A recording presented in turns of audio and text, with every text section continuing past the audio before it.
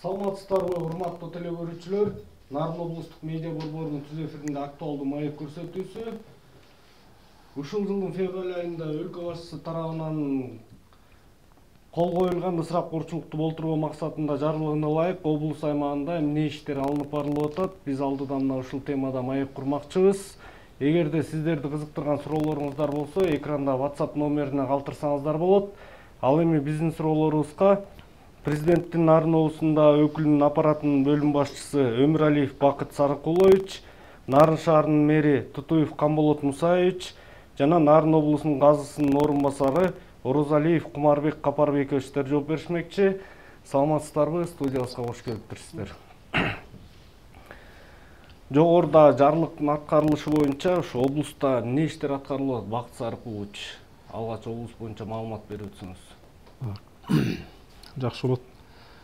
Кыргыз Республикасынын президенти тарабынан өлкөбүздө үй бүлөлүк майрамдарды жана эскерүү каада салттарын тартипке келтирүү боюнча февраль айында өзүңүз айткандай кол коюлуп, 54-чү жарлык чыгып, мунун негизинде ыйгарым укуктуу өкүлдүн буйругу чыгарылып, 26 февралда 27 номер менен облустук деңгээлде типтүү жобонун негизинде жерлерге көрсөтмөлөр берилип, жоболор иштелип чыккан, комиссиялар түзүлгөн. Комиссиянын курамында билим берүү тармагынан, ички иштер органдарынан аксакалдар кеңеши, аялдар кеңеши, жаштар кеңеши, жалпыга маалымдоо каражаттарынын өкүлдөрү түзүлгөн топтор, комиссиялар иш алып барууда бүгүнкү күнгө чейин. Бул буйруктун негизинде бардык өз алдынча башкаруу органдарында атап айтсак 63 айыл аймагы бар бизде. Ошол 63 айыл аймакта жергиликтүү кеңештер менен биргеликте жамааттар, активисттер кеңешип, ошол түшүрүлгөн жобонун алкагында өз алдынча жерлерде ошол аймактардын өзгөчө шарттарын, элдин буга чейинки каада салттары эске алынып, ысырап курчулукту болтуруу боюнча жоболор иштелип чыккан. Тактап айтсак, ошол жободо маселен адамды акыркы сапарга узатуу зыйнатында союла турган бодо малдардын саны, майда малдардын саны, жанагы тас торкон турган чыгымдардын бардыгы ошол жерде чек коюлуп, көрсөтмөлөр берилген. Ошо комиссиянын жумушу ошол той ээлерине же болбосо ошол үйдүн ээлерине барып ошол жобонун негизинде түшүндүрүү иштерин жүргүзүп жатышат. Мисалга алсак, бүгүнкү күндө ошол 63 айыл өкмөттүн 5-inde өз алдынча ыкташып, жамандыкта, жакшылыктарда чыгым болуп, мал союлбайт деген бүтүмдү кабыл алышканда жерлерде ошо 5 айыл өкмөттө. Башка 58-inde чектөөлөр коюлуп, бир бодо мал же болбосо 3-2 майда жандык деп ошондой белгилеп чек коюп алышкан. Ошонун негизинде бардык ошо жакшылык, жамандык акыркы сапарга узатуу зыйнаттарында жергиликтүү жана түзүлгөн комиссиялар иш алып барып жатышат. Бүгүнкү күндө 5 айыл өкмөт татай кетпейсизби? Кайсы айыл? Мисалга ошол 5-өө Ат башы районунан Кара суу, Кочкор районунан Кумдөбө, Жумгал районунан Кызыл жылдыз, Нарын районунан Учкун жана Эмгекчил айыл аймактарында. Ошо жакшылыкта дагы, жамандыкта дагы одон ысырапкөрчүлүккө жол берилбеш керек деп ошол элдин макулдугу менен жерлерде ошол 5-өндө ушундай иштер колго алынып, башка аймактарга үлгү болуп жатат. Ал эми жанагы чектөө коюлган бир бододон ашпай, болбосо 2 майда жандык, 3 майда жандык менен ошол иш-чаралар жерлерде өткөрүлүп жатат да.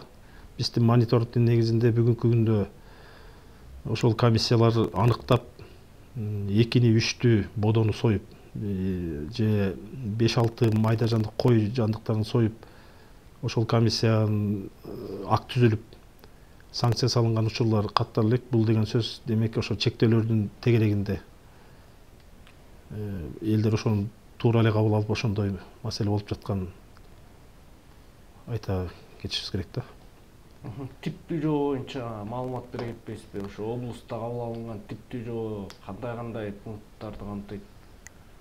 Эми бул бизде ар бир жергиликтүү өз аңча башкаруу органдарында ошол жашоочулардын жер шартына ошол жарандардын бир өзгөчөлүктөрү эске алынып, жанагындай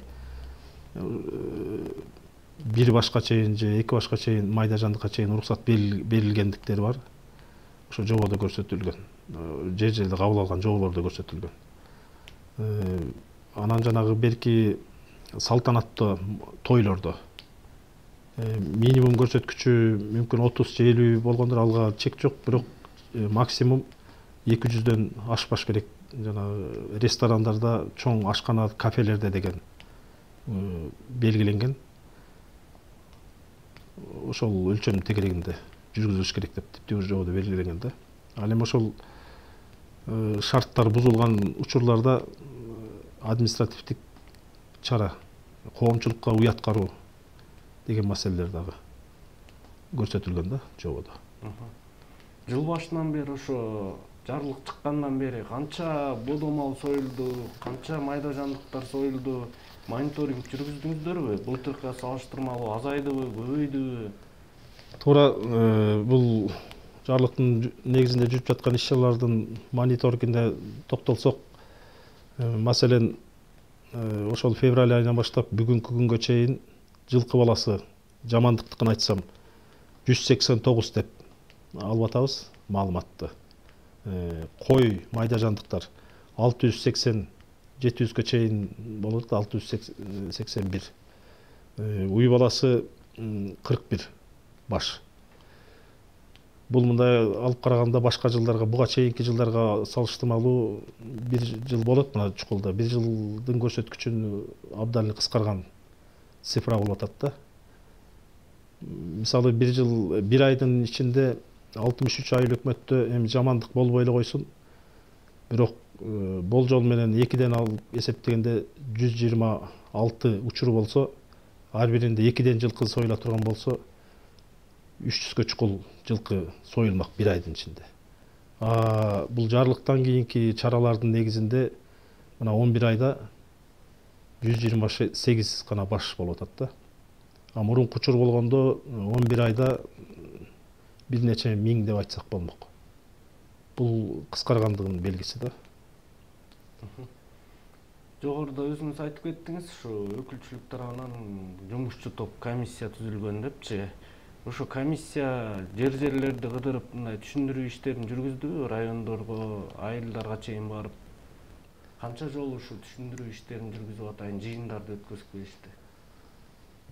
Түзүлгөн комиссия бүгүнкү күнгө чейин 400дөн ашык жолу, 400дөн ашык ирет жамааттар менен кезигип, айрым учурларда ошол жамандык болуп аткан үйлөргө барып, ошол үйдүн ээси менен кезигип, той болуп аткан учурларда ошол тойдун ээси менен кезигип, ушундай иштер болуп жатат бүгүнкү күндө.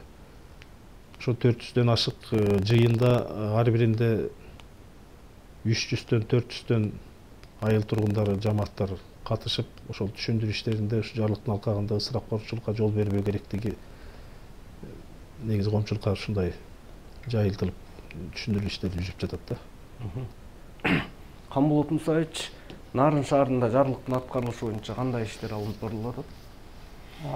Жарлыктын аткарылышы боюнча Нарын шаардык кеңеш тарабынан атайын токтом кабыл алынып, токтомго ылайык жобо иштелип чыккан. Ошол жобонун негизинде эгерде жамандык боло турган болсо, анда бир бодо 2 койдон ашпасын деп. Же 2 кой союш керек, же бир бодо союш керек. Бүгүнкү күнгө чейин анализдеп көрсөк, 60 жолу бизде 60 адам каза таптыр. Ошол 60 адам каза тапканда 13 жылкы, 2 уй, анан 75 кой союлуптур. Бизде дагы атайын комиссия түзүлгөн, чөлкөмдөрдө түшүндүрүү иштерин жүргүзгөн. Анан учурда дагы ошол комиссия жанагы жамандык болгон жерге барып, атайын түшүндүрүү иштерин жүргүзүп, бизде журнал ачылган. Журналга каттап, эмне союлуп атат, кандай болуп атат, маркум акып сапарга узатуу иштери кандай жүрүп атат, бүт аныктап күнүгө маалыматты биз өкүлчүлүккө, облустук өкүлчүлүккө берип турабыз. Мындан сырткары жанагы үйлөнүү үлпөт тойлорунда дагы бир бододон ашпасын деп ошол депутаттарыбыз токтом кабыл алып берген. Бир бододон ашпасын, 200 адамдан ашпасын деген жери бар. Bunun üstünden dagы жанагы үйлөнүү үлпөт тойлор болгондо да барып атайын комиссия иштеп түшүндүрүү иштерин жүргүзүп атат. Анан негизинен шаарыбызда мындай ошол кабыл алынган токтомду бузуп, адан четке чыгып кеткен учур бүгүнкү күндө каттал элек десек болот. Теле көрүүчүлөрдөн суроолорубуз келип түшүп атат. Саламатсыздарбы? Карапайым эл өздөрү деле бирди сойгон караң алып жетет. Экиден сойгон чоң кызматта иштегендер өздөрү союп атат. Сиздер айтып аткан комиссия эмнеге аларга барышпай атышат дейт. Бакыт Саркулович, жооп берип Мындай учурлар чындыгында эгерде оперативдүү маалымат комиссия мүчөлөрүнө келип түшсө, комиссия ошо өзүнүн жамааты менен барып, ошол тойдун ээсине, жамандык ээсине түшүндүрүү иштерин жүргүзүү бул милдет, комиссиянын милдети. Бирок тилекке каршы мындай оперативдүү маалымат ошол иш-чара мүмкүн ошол салтанат же ошол жана аза күтүү вазифалары бүткөндөн кийин болуп калат да. Комиссия барып, экини сойду, үчтү сойду же бирди сойду аныкташ кыйынга туруп калат. Негизи коюлган талап комиссия тарабынан көзөмөлдөө мындай аракеттер солгон эмес, жүрүп жатат, бирок ошол фактыны даана барып аныктаганга мүмкүнчүлүктөр ушундай болот экен.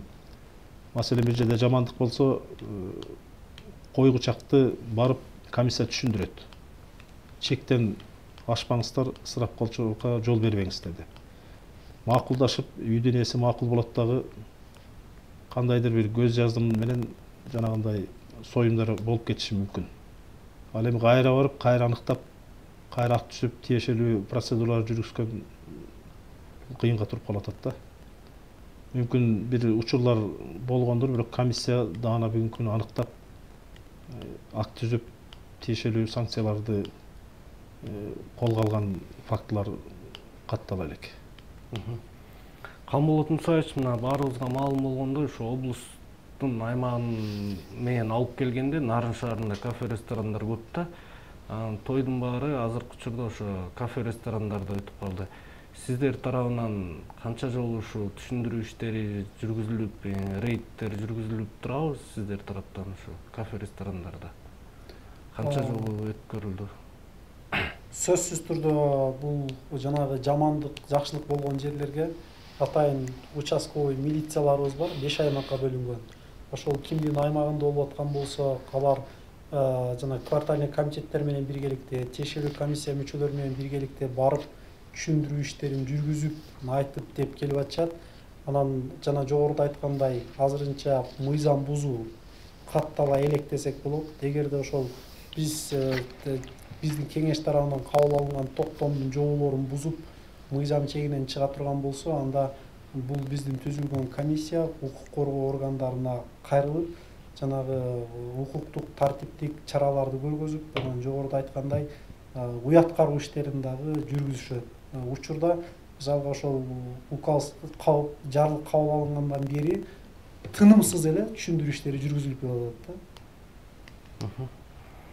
Ушу эгер ушундай фактылар аныкталып калса, кандай чаралар, жазалар колдонулат?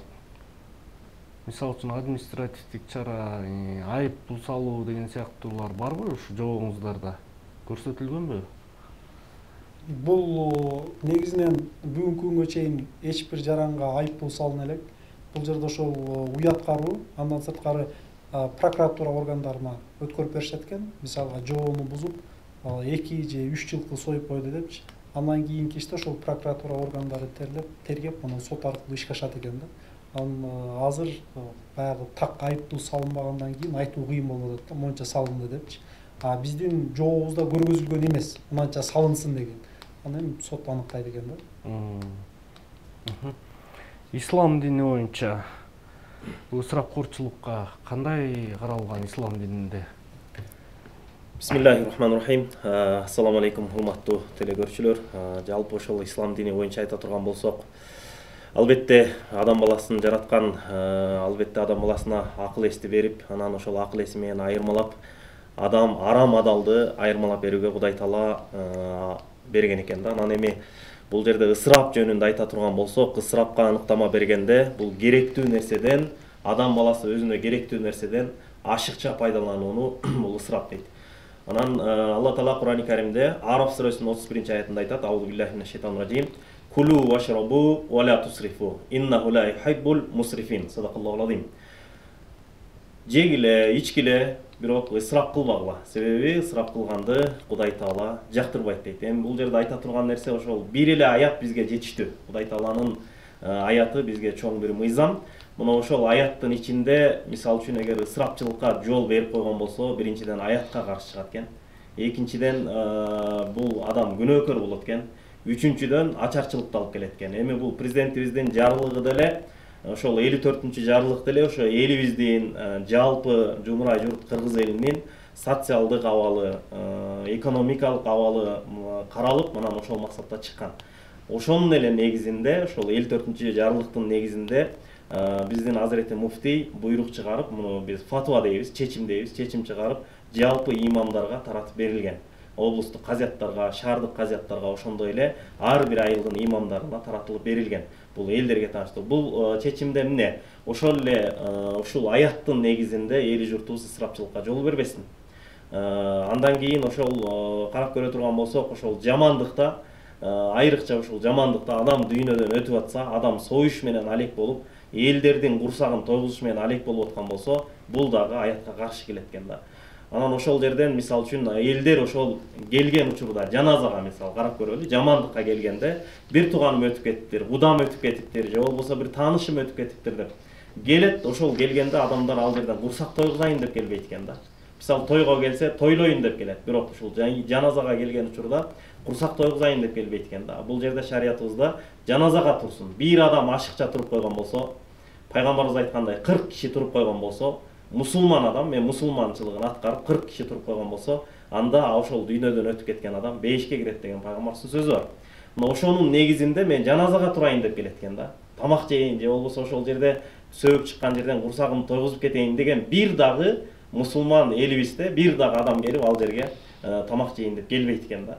Ошол себептен биз аятка карай, аятты таяна турган болсок, Алла Тааланын Кур'ан-ы Каримде жегиле, ичкиле, бирок ысырап кылбагыла дегенде, бул ысырап кылбагыла. Себеби Кудай Таала ысырап кылганды жакшы көрбөйт. Мейли тойдо болсун, мейли эмеде болсун, бул эми жеген ичкенди эле айтып атабыз. Башка ысырап толтура да, мисалы ден соолук.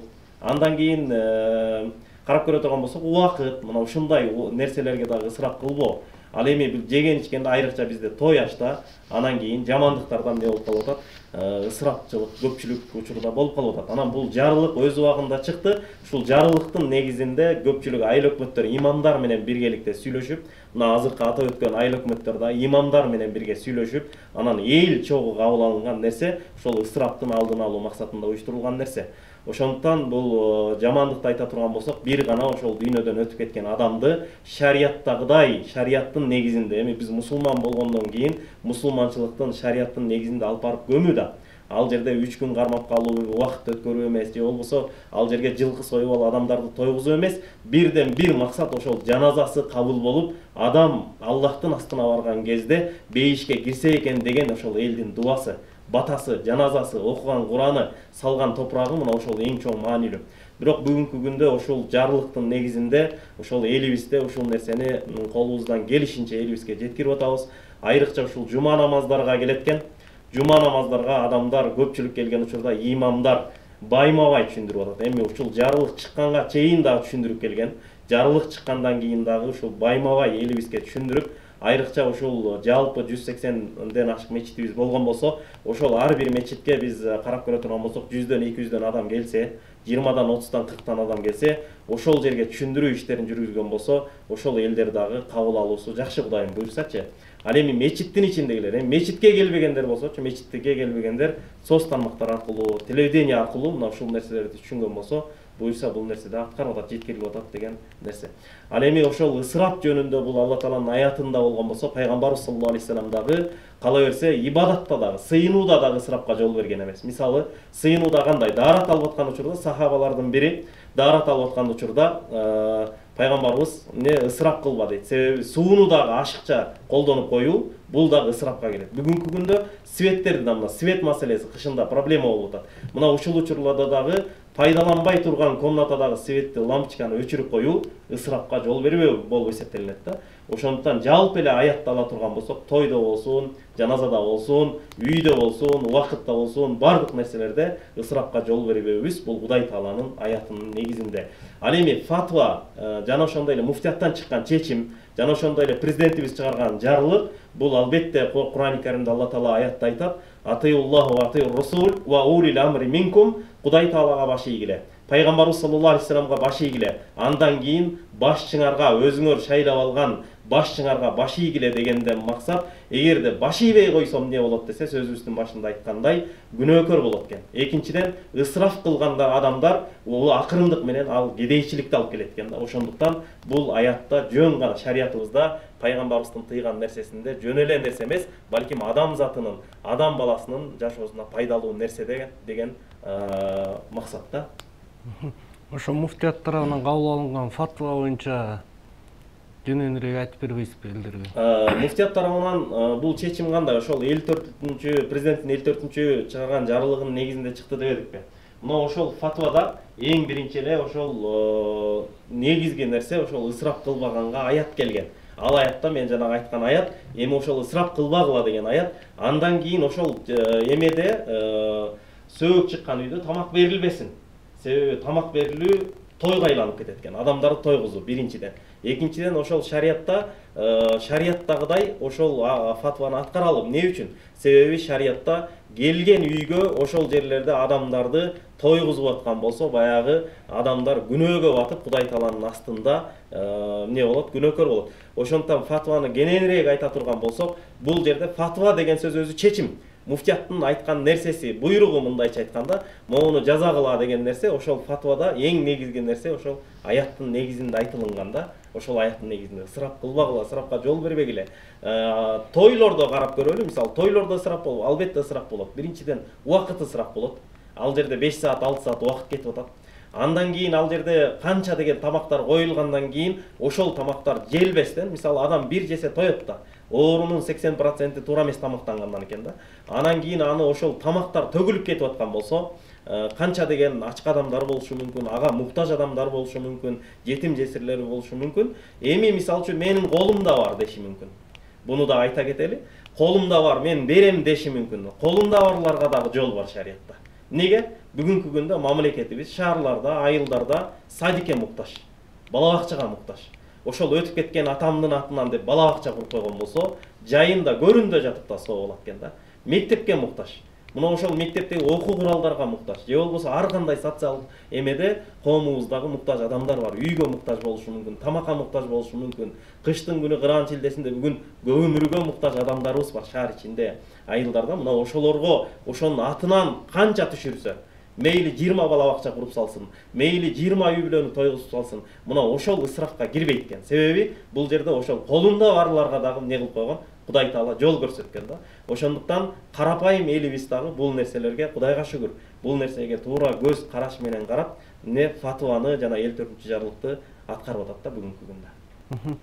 Ушу шарият боюнча үйлөнүү үлпөттөрдү боюнча да айтып кетсеңиз, ошо шарият боюнча кандай каралган ушул? Шарият боюнча үйлөнүү үлпөт тоюнда мынакей Раматылык Чубак ажыбыз дагы кенен айтып кеткен бул жөнүндө. Ал киши айтат, мисалы үчүн келип жанагынча кишиге той берем деп даярданып кредит алып, анан кайра үйлөнгөндөн кийин ошо кредитин өмүр бою төлөй албай кыйналгандан көрө 10 кишиге, 20 кишиге жария, нике деп коет. Бул нике, бул жария экен да. Мына үйлөндүк деген жар. Кимге жария? 10 кишиге, 5 кишиге жария кылып койсо, бул үйлөнүү экен да.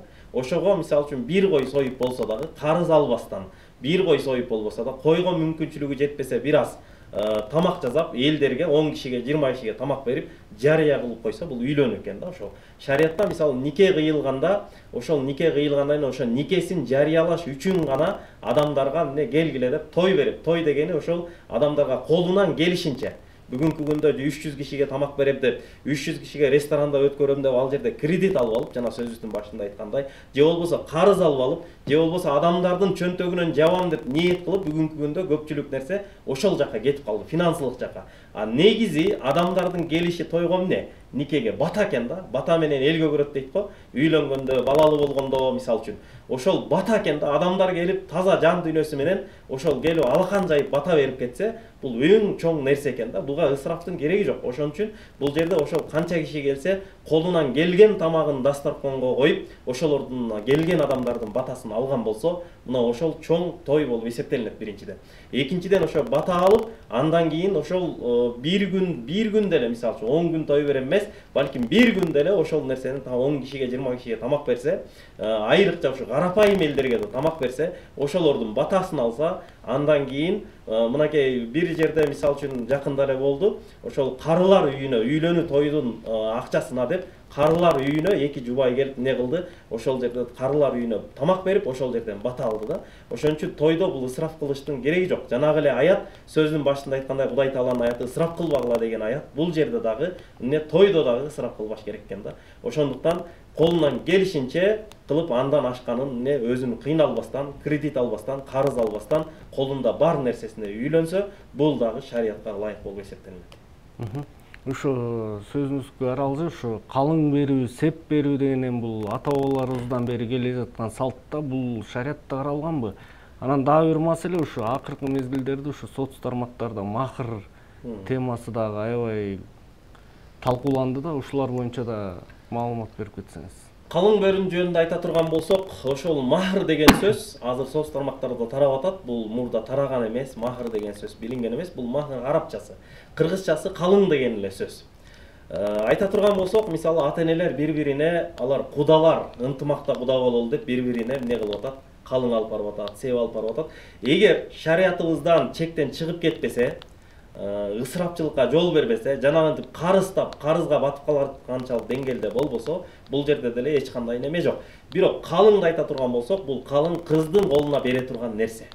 Ошол калың кыздын колуна бере турган нерсе, ошол жигит, үйлөнүп аткан жигит кыздын колуна бериш керек. Акчалай болобу, кийим менен болобу, алтын менен болобу, калың деп атап бериш керек. Кыргызча эле мисалы. Ошол калың деп берсе, аны кыз өзү билет экен. Үй бүлөлүк бюджетке кошуп коебу, же болбосо өзү ата-энесине алып барып береби, же өзү пайдаланабы, муну өзү билет экен да. Ошондуктан бул жерде эми жанагынчалык деңгээлде эмес. Мисалы үчүн күйөөсүнүн төлөй албаганчалык деңгээлде суроо эмес. Балким ошол колунан келишинче шариятыбызда эмне дейт? Шариятыбызда колунан келишинче эң азы 10 000 сом, көбүнө чек жок экен.